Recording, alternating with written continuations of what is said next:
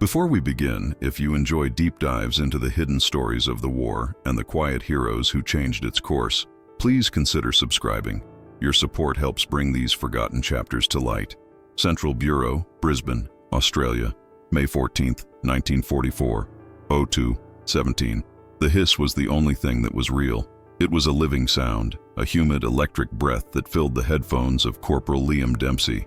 Outside, the Brisbane night was a suffocating blanket of damp heat and jasmine.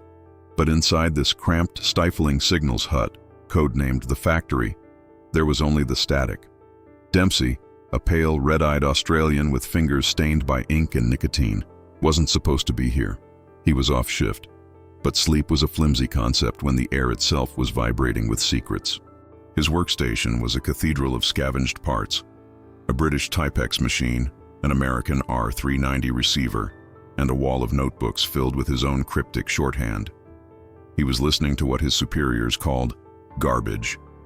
The high-priority channels, the encrypted naval and diplomatic traffic, were handled by the wizards, the mathematicians and classicists in the main hall.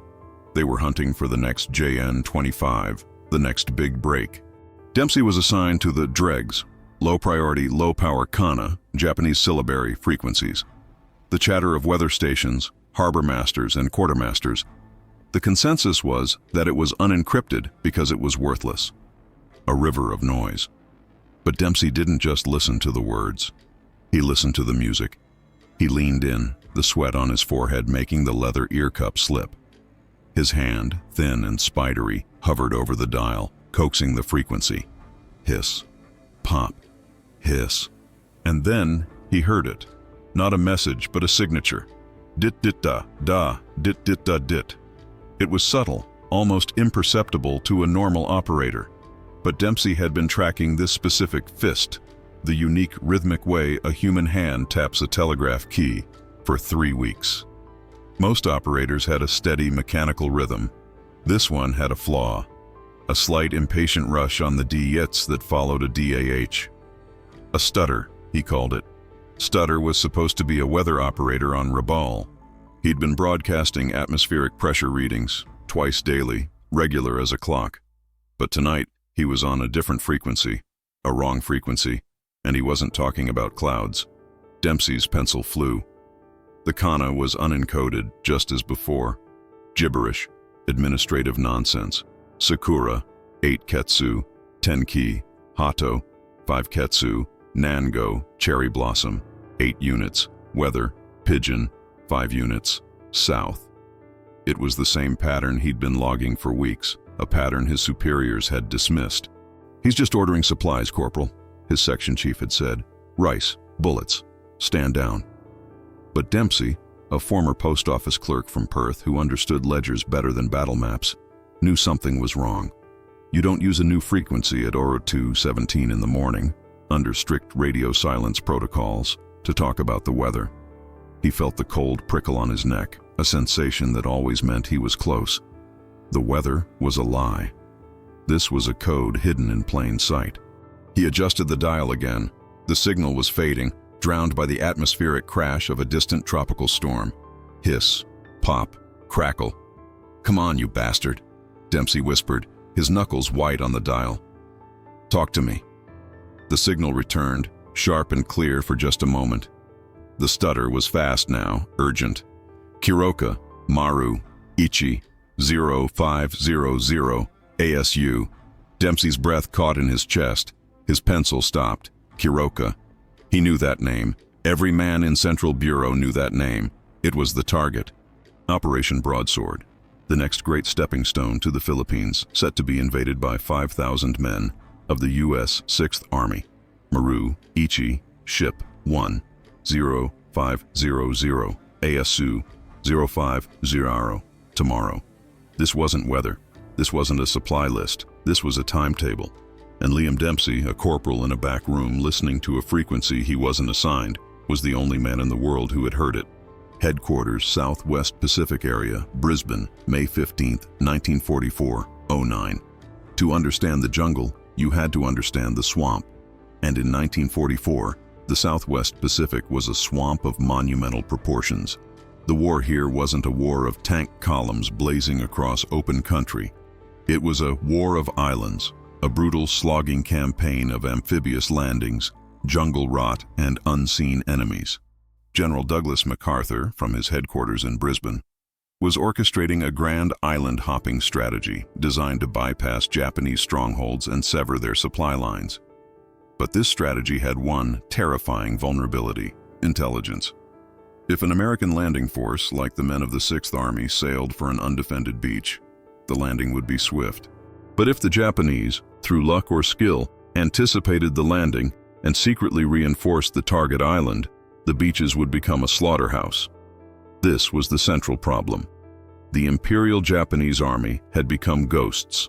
After repeated devastating losses in 1943, where Allied cryptographers had read their high-level codes and allowed U.S. air power to decimate their forces, the Japanese had changed everything.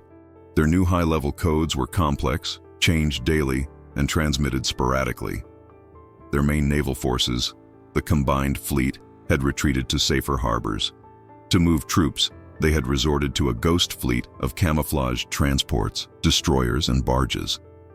These convoys moved under total radio silence, sailing at night, hiding in jungle-choked coves by day, and taking long, roundabout routes that defied all logical prediction. The Allies were blind. "We have subs in every logical channel, General," a U.S. Navy captain would report, his face grim. "The Bismarck Sea is empty. The Celebes Sea is empty. They know where we're looking." Air reconnaissance? MacArthur's G2, Intelligence, Chief General Charles Willoughby would ask. "A PBY sees 1,000 square miles of empty ocean, sir," the air commander would reply. "A transport hiding against a jungle coastline is a needle in a continent-sized haystack. We're burning fuel to find nothing." This was the atmosphere of profound, suffocating uncertainty that plagued the planning for Operation Broadsword. The target, the island of Kuroka, a fictional island, standing in for real targets like Biak or Leyte. Kuroka was a vital link in the chain. It had a deep water harbor and, most importantly, 3 flat coral-ringed plateaus perfect for heavy bomber airfields. With Kuroka, Allied B-29s could strike the Philippines, Formosa, and the Japanese inner defensive sphere. Without it, the war would drag on for another year. The intelligence summary for Broadsword was terrifyingly thin.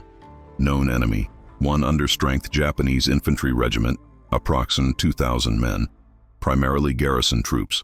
Allied force, the U.S. 6th Army's 112th Regimental Combat Team, plus support elements. Total, 5,000 men. The fear, a single nagging, unsubstantiated report from a coast watcher 2 months prior.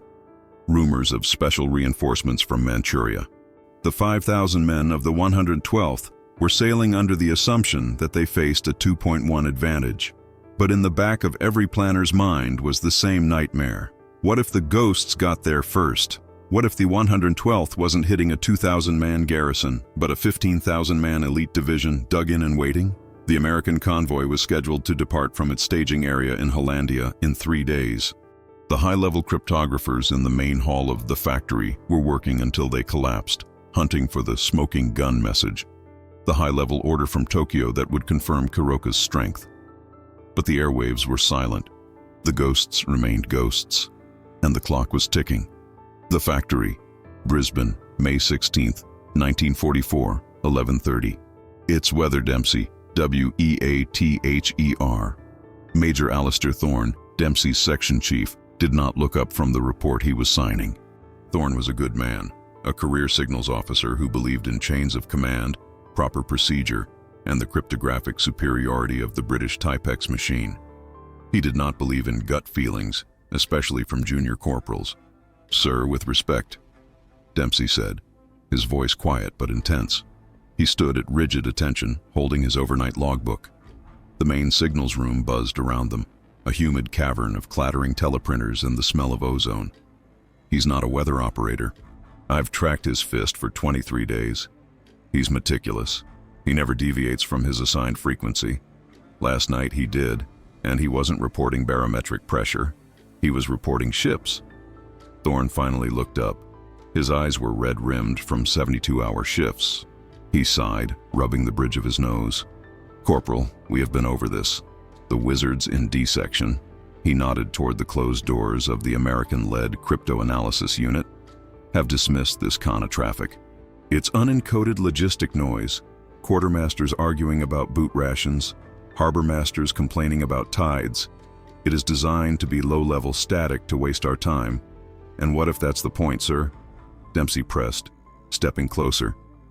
What if it's the perfect cover? Hiding in plain sight. Hiding what exactly? Thorne said, his patience snapping. Your log. Cherry Blossom, 8 units. Pigeon, 5 units. It's a shopping list. It means nothing. It means something. Dempsey insisted, a flush rising in his pale face. Last night he said Kuroka. He said Maru Ichi. He said 05 DAS tomorrow. That's today, sir. That was 6 hours ago. Thorne went very still. He looked at Dempsey. Then he looked at the clock.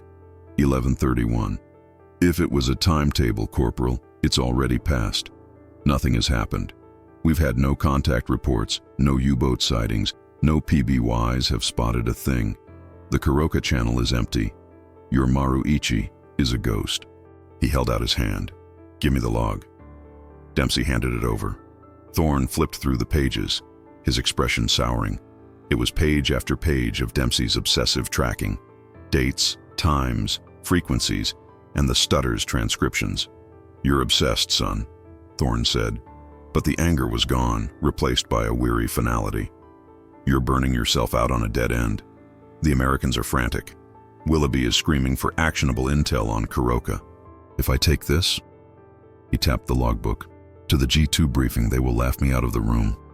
They will ask me where the decrypt is, and I will have to tell them it was written in plain kana by a weatherman who, what? Decided to broadcast the Imperial fleet's entire battle plan. It's absurd. He's not a weatherman, Dempsey said, his voice barely a whisper. He's a dispatcher. Thorne closed the book and handed it back. It felt like a physical blow. The routine is failing, I know, the Major said, his voice low. We're all feeling it. We're checking and rechecking old codes. We're running phantom reports. We're all staring at an empty map, and we know there's a monster hiding in it. But this, he tapped Dempsey's chest with a single finger. This isn't the monster. This is a mouse. Go, get some sleep. You're off the garbage detail. I'm putting you on the Rabal air traffic roster. Something concrete. Dempsey stood frozen. The clatter of the room rushed back in. Dismissed. He watched Thorne turn back to his desk, picking up the red pencil of command. The routine had failed. The system had failed. And now, he had failed. He walked out of the main hall, his logbook feeling like a 100-pound weight. The 5,000 men of the 112th were sailing toward a black hole, and he was the only one who'd seen a light, but he couldn't convince anyone it was real. Liam Dempsey was not a wizard. He was a clerk. He wasn't a mathematician who saw divine order in prime numbers. He wasn't a linguist who could parse ancient dialects. He was a man who, for 10 years at the Perth General Post Office, had been a dead-letter man. His job was to take misaddressed, damaged, or confusing parcels and, through sheer dogged persistence, figure out where they were supposed to go. He'd trace a smudged return address, cross-reference a half-remembered street name with a city directory, and find the one-in-a-million connection that made it click. He didn't see chaos. He saw an unfiled system. When the war broke out, the Royal Australian Signal Corps hadn't known what to do with him. He was pale, thin, and had a nervous cough. But on his enlistment form, under hobbies, he had written 2 words: puzzles and shortwave radio. They sent him to Brisbane. At the factory, he was an oddity. He was surrounded by men who had been recruited from universities and high finance, men who saw the war as a grand chess match. Dempsey saw it as a ledger that was out of balance. His mind worked differently. While the wizards tried to crack the lock, the complex, high-level encryption, Dempsey had become fascinated by the keyhole itself. Why this frequency? Why this time? Why this operator's fist? After Major Thorne dismissed him, Dempsey didn't go to sleep. He went to the graveyard file, a dusty cabinet where old, solved, or useless intel was left to rot. He was officially on the Rub-All Air roster, but that shift didn't start until 18 Mo. He pulled out the files for Kuroka Shipping 1943 and Rabaul Garrison 1943. For hours he worked in a forgotten corner of the mess hall, the air thick with the smell of stale coffee and boiled cabbage. He didn't have a map of the enemy's mind, so he built one. He took his logbook and a new, clean ledger. He spread them out. "This is not a message," he muttered to himself, his pencil scratching. "It's a balance sheet." On one side he wrote his garbage intercepts. Sakura, 8 Ketsu, Tenki, Hato, 5 Ketsu, Nango, Momo, 2 Ketsu, Kita. On the other side, he dug through the graveyard files. He found an old translated cargo manifest from a Japanese freighter sunk off Leh 8 months ago. The manifest listed Item 8A, 75mm artillery pieces, code Sakura. Item 5B, Engineer Battalion, code Hato. Item 2C, Medical Supplies, code Momo. Dempsey's hand began to shake. He went back to his log. Sakura, 8 Ketsu, Tenkai, Cherry Blossom. 8 units, weather. "No," Dempsey whispered, his eyes wide. He crossed it out. 75mm artillery. 8 units. Destination code, weather. Hato.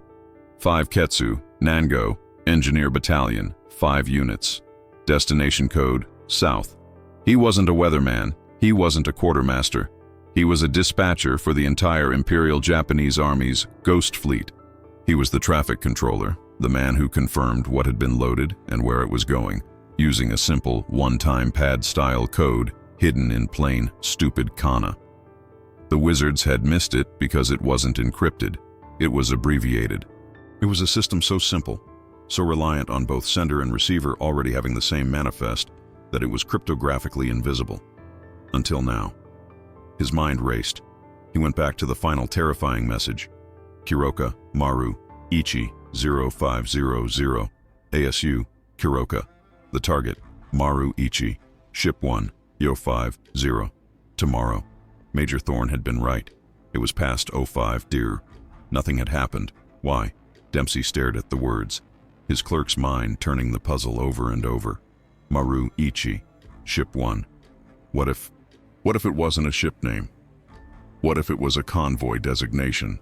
Convoy Kuroka 1. Confirmed arrival. 05 Rao. Tomorrow. He wasn't saying it was happening at 05 Rao, Dempsey said aloud to the empty room. He was confirming a schedule. He was confirming the arrival of Convoy Kuroka 1 at its destination, at 05 Sao. Tomorrow. Tomorrow. May 17th. The American 112th Regiment was landing on May 19th.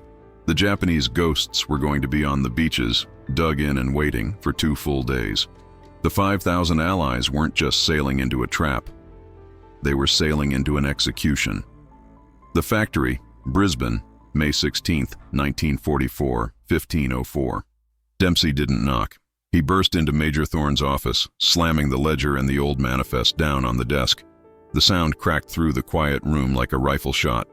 "Sir, they're not ordering rice." Thorne, who had been trying to get a catnap on a cot, shot bolt upright, his hand instinctively going to the empty holster on his belt. "Corporal Dempsey, what in the bloody hell do you think you're doing?" "They're artillery pieces, sir," Dempsey said, his voice raw. He pointed at the ledger. "Sakura isn't cherry blossom. It's the code for 75mm guns. Hato isn't pigeon. It's an engineer battalion. And Kuroka isn't a forecast. It's a destination. A convoy, sir. A full-strength combat division. It's arriving at Kuroka at 05 Scour tomorrow morning." Thorne stared at the frantic corporal, then at the papers. He saw the scribbled lines, the crossed-out kana, the old manifest. He saw the logic. His face went as white as Dempsey's. "My God," Thorne whispered. He wasn't swearing. It was a prayer. He grabbed the phone on his desk, the direct line to the American G2 liaison office. "Get me Colonel Hafner. Now." "Yes, interrupt him. I don't care if he's with MacArthur himself. Tell him we've found the ghosts. G2 briefing room, B, 1550. Colonel Marcus Hafner, MacArthur's deputy G2, was a man who believed in 2 things: American industrial might and verified, high-level signals intelligence.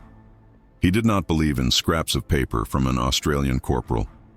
The emergency briefing room was small, windowless, and smelled of stale cigar smoke. A single harsh bulb hung over the map table. On the table, spread out like a dissected animal, was Dempsey's ledger. "Let me be clear, Major," Hafner said, his voice a low, dangerous rumble. He was a big man, and his uniform seemed to be straining at the seams. He jabbed a thick finger at the Kuroka map. "My men, 5,000 of them, are on ships in the water right now. Their landing is in 68 hours. You are pulling me out of a final planning session to tell me that the entire operation is compromised. Based on this? This," he grabbed the old water-stained Japanese manifest, "is 8 months old, from a different campaign." "The code words are the same, Colonel," Major Thorne said, his voice firm. He stood beside Dempsey, a united front. "The system is the same. It's simple, it's efficient, and it's been running right under our noses." "It's unverified," Hafner shot back. "We have had PBYs flying grid search patterns over the Kuroka approaches for a week. We have 2 submarines, Tuna and Grouper, in the Straits. They report nothing. The sea is empty. Your man says a full division is arriving in 13 hours? A division, Major, doesn't just appear. It does if it's taking a route we aren't watching," Dempsey said. Hafner's head snapped around. It was the first time the corporal had spoken. "Who the hell are you?" "Corporal Liam Dempsey, sir. I'm the one who's been listening." Dempsey pointed not at the Kuroka map, but at a larger map of the Pacific. "You're searching here." He traced the logical direct routes from Rabaul and Palau. "The ghost route, it's here."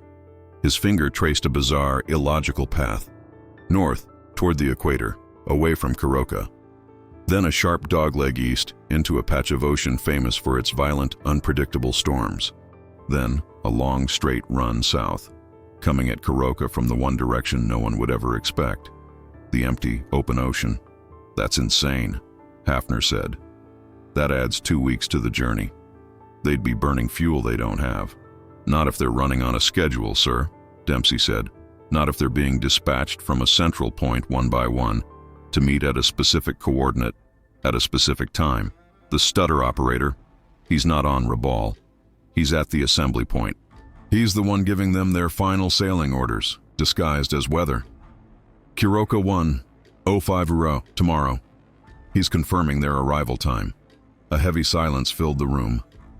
Hafner stared at the map, then at Dempsey. He saw the obsessive, burning certainty in the corporal's eyes. It wasn't brilliance. It was clerical diligence.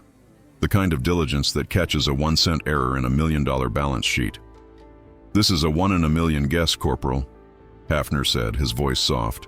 "It's not a guess, sir," Dempsey replied. "It's an audit." Hafner chewed on his unlit cigar. He was trapped. If he ignored this, and Dempsey was right, the 112th would be annihilated. The word massacre would be in every headline, and his career would be over. If he acted on this, and Dempsey was wrong, he would be diverting irreplaceable, long-range bombers and reconnaissance planes, assets desperately needed for the pre-invasion bombardment, on a wild goose chase based on a corporal's hunch. "Colonel," Major Thorne said, "the risk of inaction is total. The cost of verification is a few barrels of aviation fuel." Hafner turned to his aide. "Get me Air Command. I want every B-25 Mitchell and P-38 with a camera we can spare. Fuel them, load them. I want them to fly this ghost route. All of it, from the storms to the coast." He turned back to Dempsey. "Your man's stutter. Where is he? This assembly point?" Dempsey pointed to a tiny, insignificant atoll 1,000 miles from anywhere. "Here, sir. Truck." Hafner nodded grimly. "When those bombers find your convoy, Corporal, they're going to hit Truck 2. They're going to shut your stutter operator up. Permanently." Dempsey felt a sudden cold knot in his stomach. He had been focused on the puzzle. He hadn't considered the solution. "And God help you if they find nothing but water, son," Hafner said, grabbing his cap. "Because if they do, I will personally see you court-martialed for derailing a war. This chapter is not about building a prototype. It's about the agonizing, intellectual build of a reality that no one else can see. It's the moment the innovator, having presented his idea, is forced to wait. The Factory, Brisbane, May 16, 1944, 21. The planes were gone. 8 B-25 Mitchell bombers, stripped of half their armor for extra fuel, and 4 P-38 Lightning Photo Joes, their gun bays replaced with massive K-17 cameras. They had taken off from Hollandia an hour ago, flying into the dusk, toward a set of coordinates scrawled on a notepad by an Australian corporal. Now, there was only the waiting. Dempsey was back at his station, but he wasn't listening to the Rabaul air roster. Major Thorne had looked the other way. Dempsey's headphones were pressed to his ears, the dial tuned to the garbage frequency. The hut was electric with tension. Word had spread. The wizards from D-section had drifted over, standing in the shadows with their arms crossed, feigning casual interest, but their eyes were fixed on the pale Australian. The Americans in the G2 liaison office had set up a direct line teleprinter to Air Command, and its rhythmic clack-clack-clack was the only sound besides the static and the ceiling fans, which did nothing but stir the hot, wet air. Dempsey sat hunched, his hands cupping the receiver, as if he could physically pull the signal from the ether. Hiss, pop, crackle. "Anything?" Thorne asked, his voice low. He'd been standing behind Dempsey for an hour, a silent, khaki-clad statue. "He's quiet, sir," Dempsey murmured, not looking away. "Too quiet. He should be... No, wait." He tensed. His fingers tightened on the dial. Da. The stutter. He was back. "He's on, sir. He's calling." Dempsey's pencil flew. The stutter operator was sending, but it was different. It wasn't the calm, rhythmic confirmation of a schedule. The fist was sloppy, fast, and panicked. ASU, Kai gun, tomorrow, Navy. "He's sending a warning," Dempsey translated, his voice tight. "He's warning the convoy." "How can he?" Thorne demanded. "He's at truck. The convoy is wherever you said it was." "He's not warning the convoy, sir," Dempsey said, a terrible realization dawning. "He's at the convoy. He's on one of the ships. He's not the dispatcher at the assembly point. He's the naval liaison. On the flagship." The room went cold. Hafner's bombers weren't just flying to find a convoy. They were flying to silence the very man Dempsey had been listening to. The clack-clack-clack of the teleprinter behind them suddenly stopped. The sudden mechanical silence was deafening. A young American signals lieutenant ripped the paper from the machine. He read it, his face draining of color. He looked at Major Thorne, then at Colonel Hafner, who had just walked in. "Sir," the lieutenant said, his voice trembling. "Message from Pathfinder lead, from the P-38s." Hafner snatched the paper. He read it aloud, his voice flat, devoid of emotion.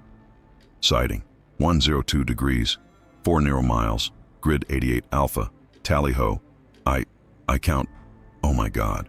Repeat, I count 12 Maris, 6, no, 8 destroyer escorts. They are, the whole damn fleet, sending." The message stopped. "Sending what?" Hafner yelled. "Lieutenant, what's the rest?" "That's it, sir." The transmission cut.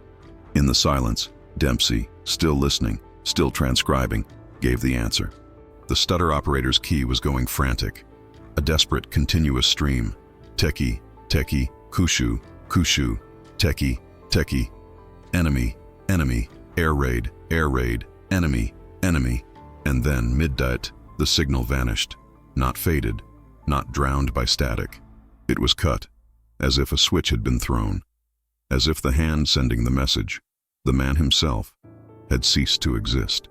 Dempsey slowly, deliberately, took his headphones off and placed them on the desk. The silence in his ears was louder than any explosion. "He's gone, sir," he said, to no one in particular.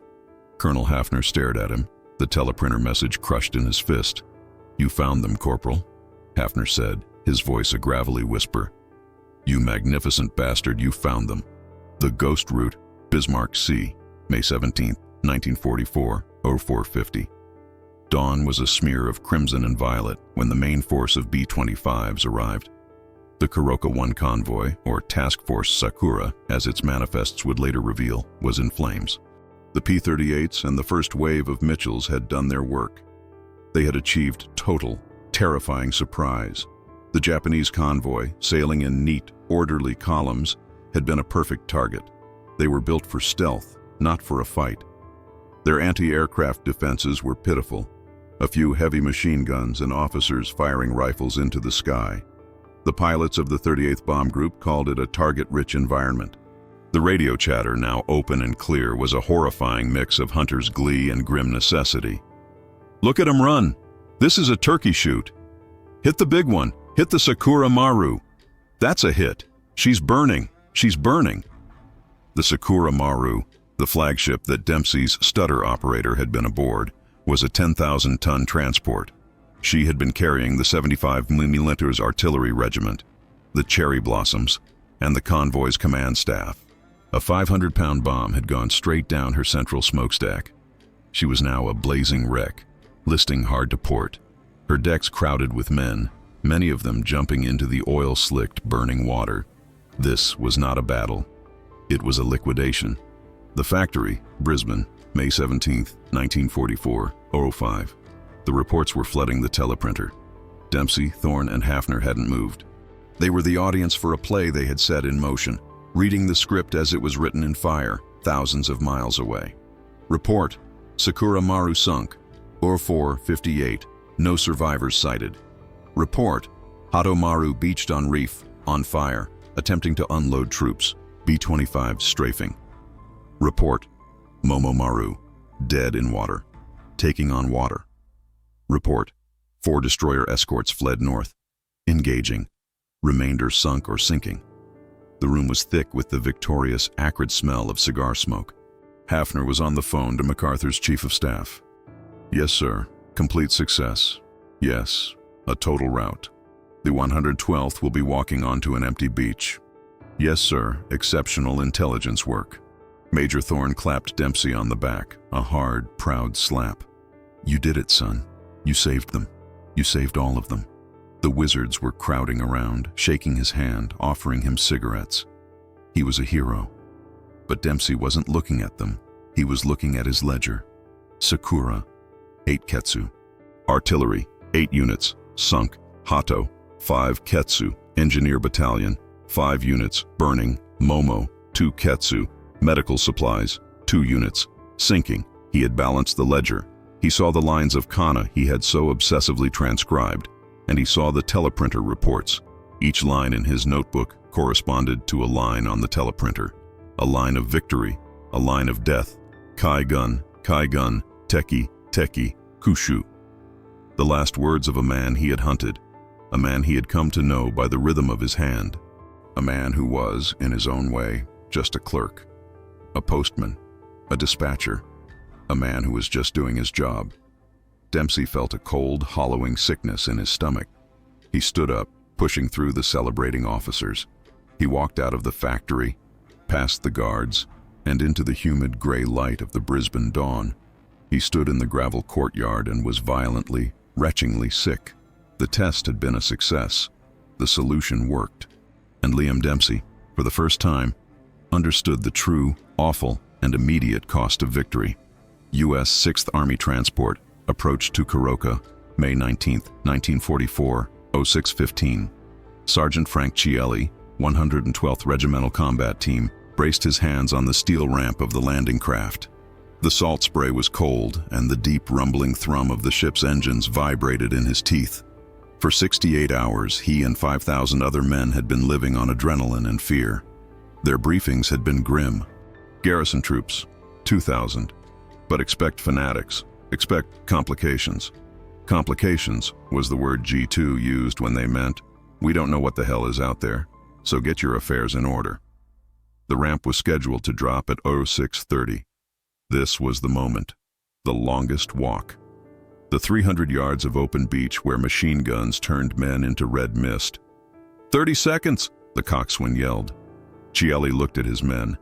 Kids from Ohio and Oregon, their faces green-gray in the pre-dawn light, their knuckles white on their M1 rifles. He gave them the same grim nod he'd been practicing. Lock and load. See you on the beach. Whump. Thrang. The landing craft ground to a halt, the steel ramp smashing into the coral sand. Go! Go! Go! Chielli was the first man off, charging into the knee-high water, screaming a wordless roar, expecting the crack-crack snap of machine gun fire, the whump of mortars. He ran 10 yards, 20 yards, and then he stopped. The beach was silent. He stood dripping on the pristine white sand. The only sound was the surf, the engines of the landing craft, and the sound of 5,000 men splashing ashore behind him. There were no machine gun nests, no mortar pits, no artillery. On the far end of the beach, a single bewildered-looking Japanese soldier, who looked to be about 50 years old, emerged from a palm grove with his hands in the air. Sergeant Chielli lowered his rifle. He looked at the empty, quiet jungle. He looked at his men, who were now standing around, confused and blinking. "Well, hell," Chielli said, spitting on the sand. "Secure the beach, I guess." Headquarters, SWPA, Brisbane, May 19th, 1944, 11. "The 112th is ashore," Colonel Hafner announced, walking into the main signals room of the factory. He didn't smile, but he was smoking the largest cigar Dempsey had ever seen. "Total casualties on landing, 0. I repeat, 0. They've captured the main harbor. The garrison regiment, what's left of it, has fled into the hills." A ragged, exhausted cheer went up from the signal staff. Hafner walked directly to Dempsey's station. The corporal, looking pale and sleep-deprived, stood slowly. "General MacArthur," Hafner said, his voice loud enough for the whole room to hear, "sends his personal commendation. The Ghost Fleet is no longer a strategic threat. The Kuroka landings are a textbook success. The war in the Southwest Pacific has been shortened by an estimated 6 months." He looked at the Australian. "Your audit, Corporal, was correct. This was the real trial, not the battle, the aftermath, the validation. The 5,000 men who were, at that moment, drinking coffee and cleaning their rifles on a peaceful beach instead of being buried under it." Dempsey just nodded. He felt no elation, only a profound, bone-deep weariness. He looked at his logbook, the one that had started it all. He had saved 5,000 lives. He had also, by his own hand, written the death warrants for the 10,000 men on the Japanese convoy. The Sakura, the Hato, the Momo. The men, the engineers, the doctors. He had balanced the ledger, and the cost on both sides was staggering. "Major Thorne," Hafner said, turning away, "I want this man promoted, and I want a new section created, effective immediately. The low-level Kana analysis section. Dempsey, you're in charge. I want you to find every stutter operator on every frequency. I want their ledgers on my desk by Monday." Dempsey looked at his headphones, his quiet corner, his beloved puzzles. He was a clerk, a dead-letter man, and he had just been promoted to chief executioner. The real trial had just begun. The news of Kuroka 1 tore through the Allied intelligence community like a shockwave. It wasn't just a victory, it was an embarrassment. It was a fundamental, systemic failure that had been corrected by the one thing High Command despised: an anomaly. A corporal who wouldn't take no for an answer. The dominoes fell fast. Washington, D.C. U.S. Naval Intelligence. A frantic, top-secret cable arrived from Brisbane, detailing the Dempsey method. Within 24 hours, FRUPAC, Fleet Radio Unit Pacific in Hawaii, had reassigned 100 listeners. Their new target? Not the high-level purple or red ciphers. They were to hunt for garbage, the unencrypted, low-level Kana chatter that, for 2 years, they had been ordered to ignore. Bletchley Park, UK. The British, masters of high-level decryption, were aghast. They had built Colossus, a machine to crack the mind of the German High Command. The D method, as they coded it, was the antithesis of their philosophy. It wasn't about machines, it was about the human. It was about linguistics, psychology, and the obsessive-compulsive tracking of a single operator's fist. They couldn't automate it, which infuriated them, but they couldn't ignore it. A new junk traffic unit was quietly formed. The factory. Brisbane Dempsey's life was turned upside down. He was now Sergeant Dempsey. He was pulled from his radio and given a desk, a pile of paperwork, and a staff of 20 new recruits, all linguists and musicians plucked from new arrival batches. They were his junk men. "Don't listen to the message," he would tell them, pacing in front of them in the sweltering classroom, a cup of tea trembling in his hand. "The message is a lie. Listen to the hand. Listen to the rhythm. Is he fast? Is he slow? Is he sloppy? Is he a musician? A bureaucrat? Find his signature. Find his fist. Then, and only then, do you look at his words. The Dempsey method spread. It was a revolution. Before, intelligence was a hunt for a smoking gun decrypt. Now, it was forensic accounting. The junkmen began building a vast, cross-referenced library of enemy habits. Stutter, now confirmed deceased, was replaced by Slowhand on Truk, whose kana was flowery and old-fashioned. Clicky, an operator in the Philippines, always used an extra DAH to clear his key. He was, Dempsey's team deduced, a quartermaster moving rice. But Jittery in Singapore had a nervous fast fist and used the same codes as Stutter. He was moving divisions. He was the new target. The wizards in D section, the high-level cryptographers, had at first been dismissive. Now they were coming to Dempsey's desk, hats in hand.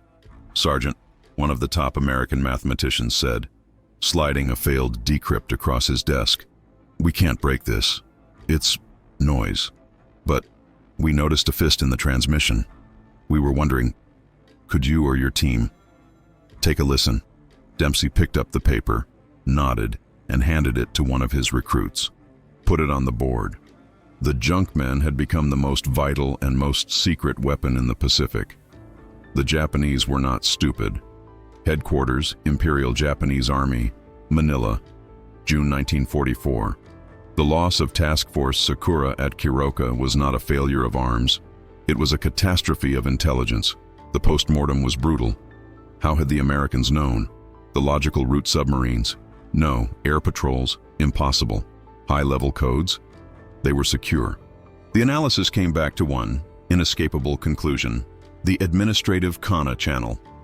The unencoded, worthless chatter. It was the only possible leak. An imperial order was sent out with blistering speed, complete radio silence. All low-level kana transmissions were to cease immediately. All dispatching was to be done by courier ship or by high-level one-time pad encrypted messages. The Ghost Fleet was to become a real ghost. The factory, Brisbane, July 1944. The airwaves went dead. "It's gone, sir," a young listener, a former violinist from Melbourne, said, pushing his headphones back. "The frequencies, they're just static. All of them." Dempsey stood in his new, larger office, staring at his fist board. A wall of names, Stutter, Jittery, Slowhand, Clicky, was now a wall of ghosts. "They know," Major Thorne said, standing at the window. "You kicked the hornet's nest, Sergeant. Now they've burned it." Colonel Hafner was apoplectic. "What do you mean, it's gone?" he demanded. "We have the invasion of Lady coming up. I need to know where their divisions are. Find me the new channel." "There is no new channel, sir," Dempsey said, his voice flat. "They've stopped talking." This was the enemy's countermeasure, not a new, more complex code, but silence. The one thing Dempsey couldn't audit. For a week, the Junkmen unit sat in agonizing, unproductive silence. The wizards went back to being the center of attention, hunting for the new, high-level courier codes. Dempsey's revolution, it seemed, was over. Dempsey sat at his desk for 3 days, not sleeping, just listening. Not to the radio, but to the silence. "They're not talking," he said to Thorne on the 4th day. "We know that, man. It's finished." "No, sir," Dempsey said, a strange, quiet light in his eyes. "They're not talking, but they're still filing." Dempsey, the dead letter man, knew that no system, especially a military one, can run on silence. It must have a ledger. It must have receipts. "They stopped using the kana channel," Dempsey said, grabbing a new piece of chalk. "But they are still running the same system. They just changed the medium." He pointed to the Rabaul air traffic roster, the very one he'd been reassigned to, the concrete one. It was filled with boring, routine kana chatter. Pilot call signs, runway clearances, weather reports. Everyone, including Dempsey, had ignored it. "Look," Dempsey said, pointing to a transcript. "Rabaul Air Control. Every day, 14s. He reports visibility to base. 10 koku, 10 knots, standard." "And?" Thorne asked. "And 10 koku is the kana for weather," Dempsey said. "It's the same word Stutter used. Sakura, 8 ketsu, 10 ki. Tenki. Thorne's blood ran cold. Tenkoku. Tenki. It's a homophone, Dempsey said. A pun. They're not talking about weather at all. They're talking about artillery. This isn't an air traffic controller. This is the Rabol artillery quartermaster sending his weekly inventory report to Manila, disguised as a weather report. The junkmen had their new mission. The field modification was simple. Stop listening for fists. Start listening for puns. The Japanese, in their attempt to build a new, secure system, had fallen back on their old habits. They were still using the same ledger. They had just, as Dempsey put it, filed it in the wrong cabinet. The hunt was back on. With the Dempsey Method 2.0, the flow of intelligence became a torrent. The junkmen weren't just finding troop movements, they were building an X-ray of the entire Japanese military-industrial machine. Dempsey's team could now predict, with terrifying accuracy, exactly what the Japanese were running out of. "Sir," Dempsey would report to Hafner, "the jittery channel in Singapore is now using the kana for bamboo in place of steel. We assess they are no longer able to produce new rifle barrels. The slow hand channel is complaining about bad fish. Fish is their code for torpedoes. Their submarine fleet is non-operational." The result was a cascade of victories. Allied subs, guided by Dempsey's audit, were no longer hunting for empty water. They were sent to specific coordinates where bad fish or bamboo were being shipped. Allied bombers weren't area bombing industrial centers. They were hitting the specific factories, the ones Dempsey's team had identified as complaining about no rice, rubber, or no ink, copper. The war machine was being dismantled piece by a man who was reading its mail, but the cost was immense. Dempsey, now a warrant officer, rarely left the factory. He lived in his office. He ate cold rations at his desk. He slept on a cot, his dreams filled with the rhythmic sound of kana. He was a hero to high command, but a ghost to his own men. The junk men respected him, but they feared him. He wasn't a leader, he was an oracle. A pale, gaunt figure who stalked the signals room at 0300, pointing at a logbook and muttering, "That's not rice, that's a hospital, sink it." The moral consequences were his alone. He was in the room when Hafner, planning a submarine ambush on a convoy Dempsey had found, made a call. "The Osama Maru," Hafner said. "The intel says it's a troop transport." "It is a troop transport, sir," Dempsey said, not looking up from his ledger. "Code Pigeon, 4,000 men, 51st Division." "But the other intercept," Hafner said. "The one from the Red Cross Channel?" Dempsey's hand paused. "Sir?" "The Red Cross Channel confirms the Osama Maru is also carrying 800 Allied prisoners of war from Changi." The room was silent. Hafner looked at Dempsey. "Warrant officer, your ledger. Does it account for that?" Dempsey looked at his log. "Hato, 4 Ketsu, Engineer Battalion, 4 units." He had no column for Allied POWs. He had no column for women, children, doctors, or innocents. His system, so perfect at finding the military signal, was blind to the human noise.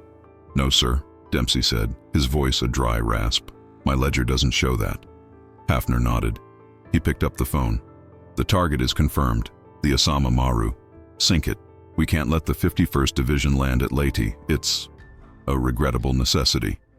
Dempsey watched him hang up. 4,000 enemy soldiers, 800 Allied prisoners, all reduced to a single unit in his ledger, all to be sunk. He went back to his desk. He picked up his pencil, and he made a new column in his logbook. He didn't write anything in it. He just left it blank. A space for the ghosts. The weight of what he was doing, the true human cost of balancing the books, had finally become too heavy to ignore. Manila, Philippines, February 25, 1945. General Douglas MacArthur waited ashore at Leyte, fulfilling his famous "I have returned" promise. The campaign, while brutal, was a strategic masterpiece. The Japanese forces, led by General Yamashita, had been completely outmaneuvered. The official histories would credit MacArthur's island-hopping genius and the courage of the American GI. In a quiet, secure tent far behind the lines, Colonel Hafner, now a brigadier general, held the real reason in his hands. It was a 200-page report bound in black canvas titled Imperial Army Logistical Audit 1944, prepared by W.O.L. Dempsey, SWPA SIGINT. It was Dempsey's final ledger. It detailed not what the Japanese had, but what they didn't. Fuel. Leyte garrison has 4 days' supply. Hafner had advised MacArthur to wait 5 days before the main push. Yamashita's tanks had, as predicted, run dry. Ammunition. Kuroka garrison, the remnants, are reporting bamboo, dummy artillery. The 112th had walked in expecting a fight and found nothing. Food. Manila Command is substituting coconut, a new code pun for rice. The Japanese army was literally starving. Dempsey's junk men had provided MacArthur with a complete inventory of his enemy's cupboards, and they were empty. The Dempsey method had not just saved the 5,000 men at Kuroka, it had saved tens of thousands more by allowing MacArthur to fight a war of logistics, not just attrition. The Factory, Brisbane, August 15, 1945, VJ Day. The war was over. The city of Brisbane erupted in a joyous, screaming, drunken pandemonium. Soldiers and civilians flooded the streets, ticker tape and tears raining down. Inside the factory, the teleprinters fell silent for the first time in 3 years. The junkmen were packing their bags, trading stories, and planning their new lives. Warrant Officer Liam Dempsey sat at his desk, alone. His fist board was empty. His ledgers were filed. His headphones were cold. Major Thorne, now a lieutenant colonel, walked in, holding a bottle of Australian whiskey and 2 glasses. "It's over, Liam," Thorne said, pouring 2 large measures. "We did it." Dempsey looked at the glass. He didn't reach for it. "Did we, sir?" he asked. His eyes were distant, focused on the wall. "We saved the 112th. We took Lady. We won," Thorne said, pushing the glass toward him. "I have a file," Dempsey said, his voice quiet. "It's the last one. The Osama Maru. The subfleet found it, just like we said." "Liam, don't." 800 Allied men, sir. Australians. British. They drowned. With the Japanese. My report. My ledger. "That was Hafner's call," Thorne said. "That was war. You did your job, son. You did it better than anyone in history." Dempsey finally looked at Thorne. He picked up the glass. "To the ledger, sir." He drank. The whiskey burned, but he felt nothing. His contribution was already being classified. The Dempsey method was too valuable, too irregular to be public. The official histories would say Kuroka was lightly defended. They would say the convoy was spotted by routine air patrol. His war was one of ledgers and ghosts. And while the world celebrated, he was the only one in the room who knew the true cost. The only one who could still hear the stutter in the static. Perth, Australia, 1988. The librarian was a quiet man. Mr. Dempsey was a fixture at the State Library of Western Australia. A small, neat man in a gray cardigan, he was known for his uncanny ability to find any book, no matter how misfiled. The younger librarians called him the Ledger Man, a gentle ribbing of his obsessive, old-fashioned card cataloging. He was helpful, polite, and to everyone, a total mystery. He had no family. He never spoke of his past. He lived in a small, tidy flat, and his only hobby, it seemed, was listening to shortwave radio. He was cataloging a new donation of historical manuscripts when a young woman approached his desk. She was an American doctoral student from Georgetown, with a sharp face and persistent eyes. "Mr. Liam Dempsey?" she asked. He looked up, his pale blue eyes blinking behind thick glasses. "Can I help you?" "My name is Dr. Aris. I'm a historian. I've been trying to find you for a very long time." She placed a thin, declassified file on his desk. It was stamped, "Top Secret, Eyes Only," with a new stamp over it. Declassified, U.S. NARA, 1988. The file's title was, "The Dempsey Method, Low-Level Kana Analysis in SWPA, 1944-45. Dempsey looked at the file. He looked at the young woman. He said nothing. "The Kuroka landings," she said, her voice dropping. "The ghost convoy. The 5,000 men. I've seen the cables. I've seen General Hafner's after-action report. He called you the man who balanced the books." The old librarian's hands, resting on his desk, were perfectly still. "They're all dead now," Dr. Eris said softly. "Hafner. Thorne. All of them. You're the last one. I have to know. How did you do it? How did you find them when the entire U.S. Navy couldn't?" Dempsey was quiet for a long time. The only sound was the distant whir of a microfilm reader and the tick-tock of the grandfather clock in the hall. He finally looked at her. "There was a man," he said, his voice a dry, papery whisper. "He was a telegraph operator. He had a stutter in his hand. A little rush on the deets." "Doctor?" Eris leaned in, her tape recorder running. "Everyone else," Dempsey continued, "was listening for the code. They were trying to crack the message. They thought the war was a great big complex secret." He folded his hands, his thin fingers lacing together. "I was just a postman. I knew. Secrets aren't complex. They're just unfiled. I wasn't listening for the code." "Then what were you listening for?" she asked. Liam Dempsey looked past her through the window to the empty blue sky. "I was listening for the clerk." His eyes closed just for a moment, and in the deep, quiet archive of his memory, he could hear it.